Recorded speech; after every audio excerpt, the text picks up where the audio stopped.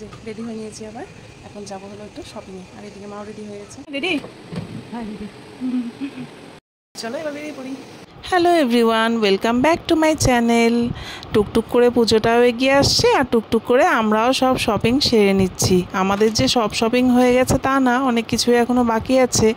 আর যেটা বাকি হলো সেটা হলো আমার মায়ের শাড়ি কেনা। তো আমি যেহেতু সব কিছু অনলাইন থেকে মোটামুটি কিনি, কিন্তু মায়ের শাড়িটা আমি সামনে থেকে দেখে নিতে পছন্দ করি।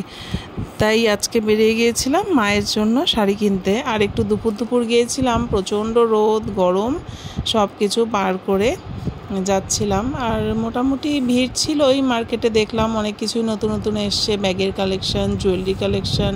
তারপর চলে গেলাম আরজিতে, শিলিগুড়ির আরজিতে। ওখানে ঢুকে আর শপিং কোনো ভিডিও নেওয়া হয়নি, কারণ শাড়ি দেখতে এত ব্যস্ত হয়ে গিয়েছিলাম। আর কেনাকাটা করতে বেশি সময় লাগেনি, কারণ আমি সিলেক্ট করেই গিয়েছিলাম মায়ের জন্য নেব একটা মসলিন শাড়ি। মসলিন শাড়ি এবার খুব ভাইরাল, তো ভাবলাম মাকে একটা মসলিন শাড়ি কিনে দিই। এই কালারটা কেমন হয়েছে কমেন্টে জানিও। আর বাচ্চারা ছিল বাড়িতে, তো বাচ্চাদের জন্য এই যে খাবার দাবার নিয়ে এসেছিলাম। বলে দিয়েছিল মিষ্টি খাবে, আরেকজন তো সামোসা খেতে খুব ভালোবাসে। তো এই যে দুই ভাই। ভালো লাগলে লাইক করে দিও, টাটা।